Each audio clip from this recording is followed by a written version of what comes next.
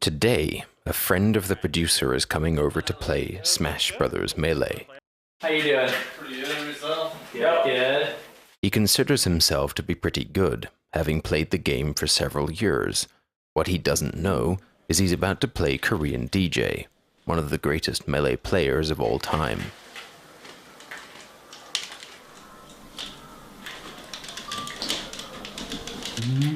Oh!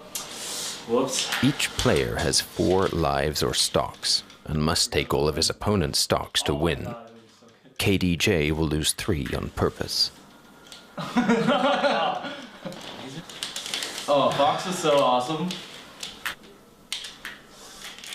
Oh, Dude, so excited I'm playing this game again. Fox is really good. Now, he will try.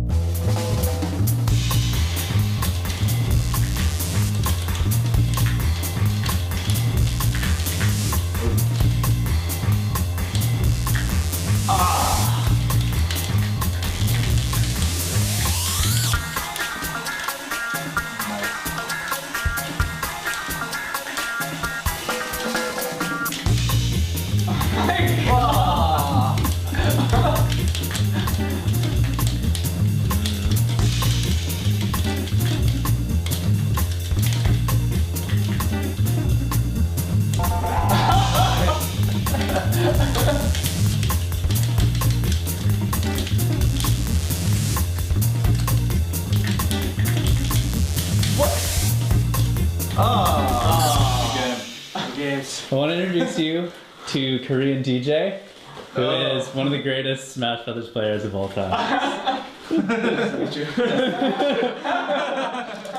KDJ then invited the cameraman to fight.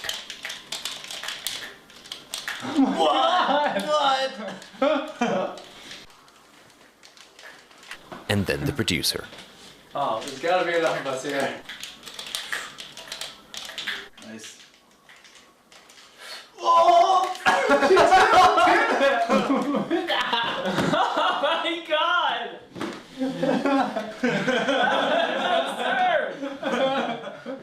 How is it possible for someone to be so fast and so precise that even 3 opponents would be no match?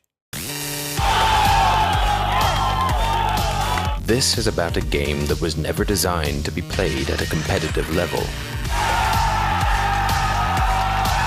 And the people who discovered just how far the game could go. Well, I'd never heard your name before, so go suck a dick. Tons of people behind me just screaming. He goes there ready to die. Best feeling ever. But mostly, this is about the 7 greatest players who, in their time, ruled the world. You want me to wrap up Smash, like, as a whole? Yeah. The whole thing? The whole thing. John Salty Snacks presents A Brief History of Smash. It was the turn of the century and everyone was bored. Bored, that is, until Masahiro Sakurai invented a brilliant new way to legally beat your children. Super Smash Bros. Melee for Nintendo GameCube. Since then, everything has been just hunky-dory. When Smash Brothers Melee was released, it was intended to be a party game. Something your family could play together. Something designed for the casual gamer. The game was stocked with Nintendo characters most people would recognize. Donkey Kong, Mario, Bowser, and some few would recognize Captain Falcon, Sheik, Marth, Fox. The game itself was unique in a world of 2D fighters.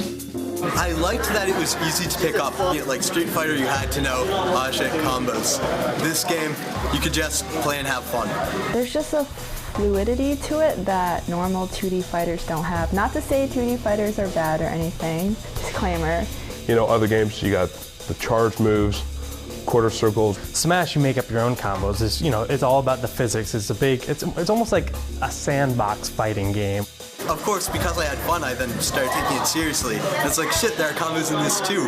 And it's actually a lot broader, I guess, than most fighting games, because it isn't just memorizing inputs. You have to think a lot more, judge where people are going. Everybody's like, it's going up. It's supposed to go the other way, and then they die. Yeah, it's confusing. Oh, yeah, the percentage. It's not at all like any other fighting game. When you get hit, or when things hit you, or like when you fall or whatever, your percentage goes up. And that means that the next time someone hits you, you'll go a little bit farther. And then when you go far enough that you leave the box that is the stage, because every stage is really a box, then you die. There's a lot of strategy in just making sure people don't come back onto the stage once you knock them off.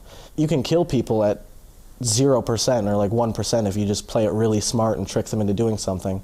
Whereas other fighting games, you can't really have that small tactical advantage. Like, you have to kind of chip away at them constantly. Out of 649 GameCube games, Melee was by a wide margin the most popular. But despite the insistence that it should be a casual experience, a few players saw it as much more than that, and they took it to another level. Well, I mean, I first picked up the game when it came out, obviously. I was there waiting in line at, I guess it would have been Best Buy, and brought it back and played all the challenges, you know, one by one, event mode. Fell in love instantly. It was brilliant. It was even better than 64, which I also played all the time with my friends. It was fantastic, and I've been playing it for a couple of years when we found out about tournaments, that they hosted tournaments for the game. Oh, he's the best.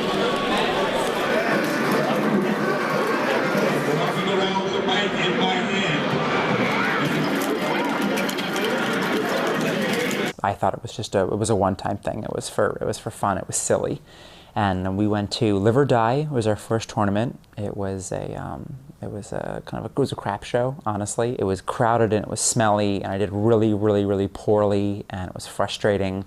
But that was it. You know, it was just like turning on a light.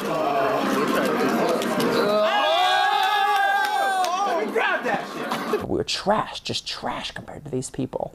And that was very exciting for us. Once I realized where I was on the spectrum of this game, how far down I was, that the training started right away. Welcome to Smash Brothers Training. Today you will learn the first advanced technique ever discovered. Wave dashing. Wave dashing. What the hell is a wave dash? Wave dashing. This is Samus. Besides being a robot bounty hunter, she is also an accomplished dancer. By jumping and then quickly dodging into the ground, she can transfer her momentum into a slide, speeding up her combos and increasing her movement options. Despite this, she still cannot do the robot. That's all for now. See you next time. Players learned how to use wave dashing and other advanced techniques to speed up the game to the point where it basically got ridiculous. Most people figure that we put in about 6 or 7 inputs per second, which is roughly about the same as professional StarCraft. It kind of broke the boundaries that people expected to see in Smash. There aren't set combos. There aren't a list that somebody somewhere decided what you can do. You can do whatever you want to with your character. You compare it to sports, you compare it to basketball or football, where a person is in control of every movement of their body. And while the video game is just a series of zeros and ones, everybody looks different. I can watch a video of a Marth, I can tell you whether it's Ken or Neo or Azen. You can see the style in a person's character, and that to me is incredible. And, you know, I've ran tournaments for MLG, I've ran Men Challenge, I've ran Tekken, I've ran Halo, I've ran Gears of War, Rainbow Six, Shadowrun, Smash Brothers Melee, Smash Brothers Brawl, so I've ran and been around a lot of high caliber games, and I've seen them all, and I think Melee is one of the deepest and most intricate games you can ever play competitively, which is crazy for a game made by Nintendo that wasn't supposed to be competitive with cartoon characters, but it just kind of was like a beautiful accident. Although Melee has advanced considerably, for the first few years there were no guidelines. The first to uncover and master these techniques would instantly become the most dangerous player.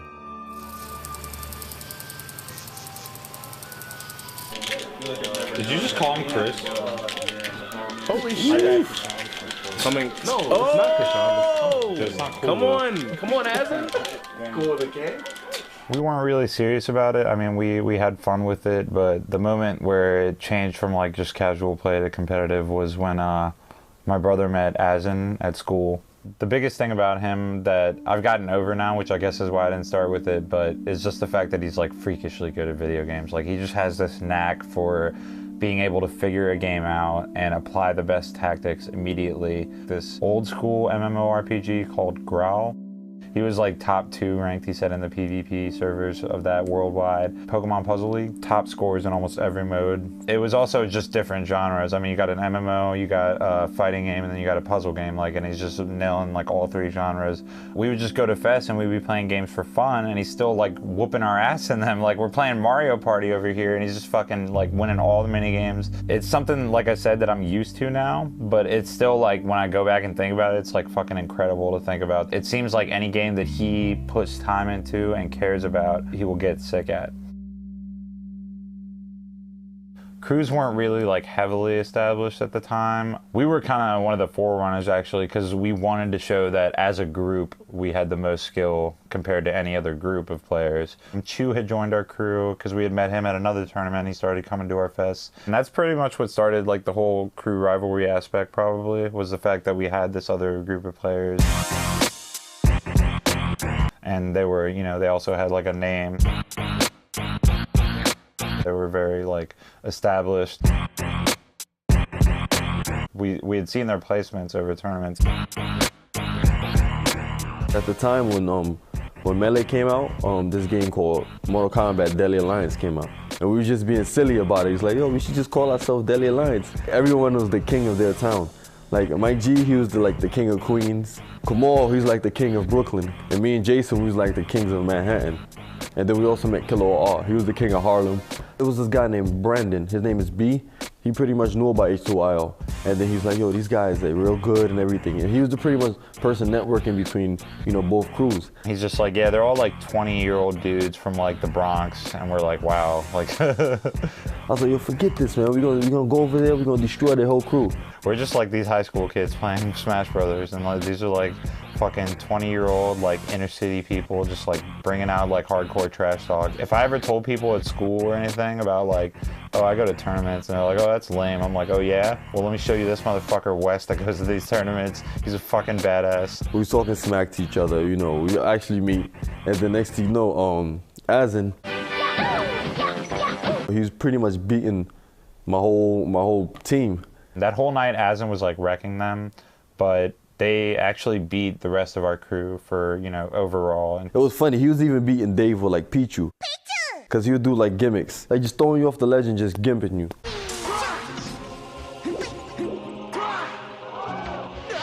He'd just do stuff like that to Dave, and Dave was like, oh, Asin's too good, I can't beat him, because that's how Dave is. Like, once a player is good and starts beating him, he starts like sucking their balls, or whatever you want to call it. And the thing that Asin had over us at the time is because he knew about L canceling before us. So he was able to do moves like, you know, L cancel his moves to stop the delay on moves before us. With his smart play and technical mastery, Asin had emerged as the best player on the East Coast. But across the country, a battle was brewing for best in the Golden State. Tournament Go was one of the very first tournament series. It was really the first kind of national tournament series we ever had in our community. It was Matt Deasy who would just throw tournaments in his house, and you know, it'd be some setups on the middle floor, some setups on the bottom floor, and everyone would sleep there. Like, this guy would just house anyone that would fly in from anywhere or drive in from anywhere. He would give you a place to stay. They'd set up tents outside in his backyard, and it was like, I don't know, like Woodstock of gaming or something, where like all these people would show up and he'd be super friendly and open his house to them and house them for a weekend just to throw Smash tournaments. Vociferous, you know, was a guy who played Sheik back then and was just the strongest player. Like, he had won Tournament Go. It was the first couple of them. By default, he was, you know, considered the best player in the nation. I think we kind of had, not an arrogant community, but like we definitely knew we were really good at what we did. And the first story about Ken is like, you know, this guy like randomly posts that he won a GameStop tournament or some random tournament and he can't be beat in this game. And the thing about that, saying that, is everyone says that. Like, they beat their friends and they're unbelievable at this game and they will never lose. And I've seen it at so many tournaments, and these guys just get absolutely like crushed, like torn apart, like leave it with like, you know, tail between the legs. Like, it was the same thing for Ken. Like, some guy that wasn't part of our community was like, I'm really good at this game, there's no way you'll beat me. I was just a small fish in a pond. I didn't know anything about the ocean yet, so Matt Deasy, you know, he saw that post and he actually contacted my brother on AM afterwards and wanted to do a money match. They thought it was going to be easy money, so $25 became $50, $50 became $100, and then eventually it became the $200 money match off the bat. To tell you the honest truth, I didn't even have the money at the time, and I still money matched them. He actually drove down like 6-7 hours, NorCal to SoCal. I played Vociferous first. He was like doing all these advanced techniques like wave dash, catching items on air. I was like, how did you do that? I just had to rely on my instincts to take me through. I ended up beating Vociferous. Matt Deasy and Vociferous' face, it was priceless. It was a funny thing because Matt Deasy's like, oh, okay, I guess I'm next. Matt Deasy would pick Corneria and then run to the one side of the ship and just constantly spam lasers at me, and I couldn't hit him. Every single time I'd approach him, he'd run to the other side and shoot more lasers at me. I realized like I had to adapt to that. So I found out that once I grabbed Matt Deasy, he wasn't able to run. So once I grabbed him, I was able to hit him.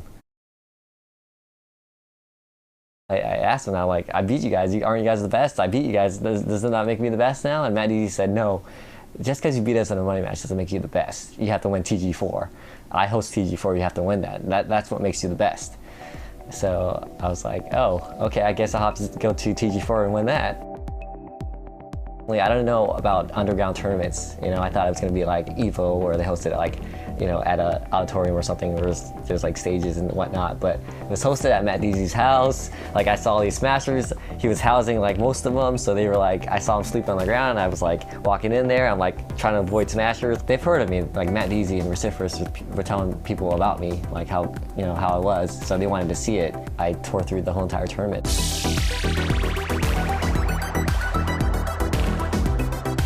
After people saw my skill, a lot of people actually dropped out of the tournament.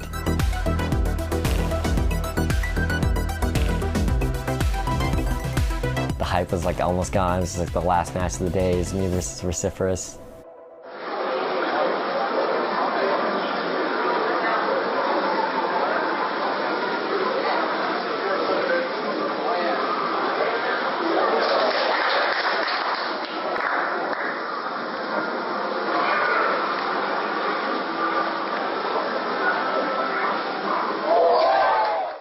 I ended up beating him. My parents really never supported me playing video games, especially at a competitive level. They would always tell me like, there's no way you're gonna be the best at this game. You know, there's always gonna be someone better than you. I'm one of those guys who want to prove people wrong. If you tell me I can't do that, I want to show you that I can do it. So when I came home from TG4 and I showed them a lot of cash, they're like, oh, that's beginner's luck. That's beginner's. There's no way you can win another tournament. Ken emerged from TG4 as the undisputed champion of the West, so it seemed that Ken and Asen were set on a collision course, with only a matter of time before they faced one another in the ultimate showdown.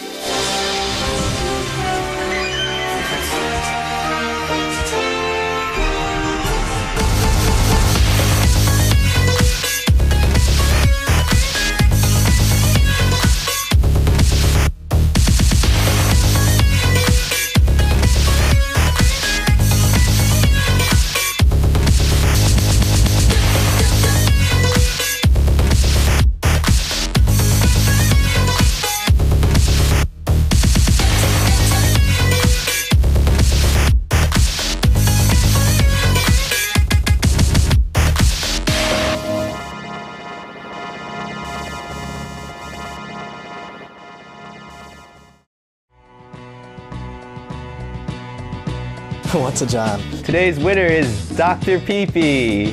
Come on. It was very ugly, but he won, and he won a lot. Ridiculous things would constantly happen. You can watch it and just see the level of like mind games going on. We all do. We scared of the Japs. We wanted revenge.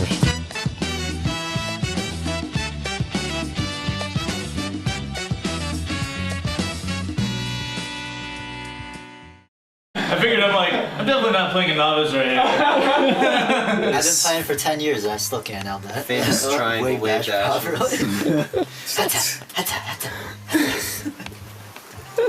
He doesn't go straight. He goes Yeah, I go up and down.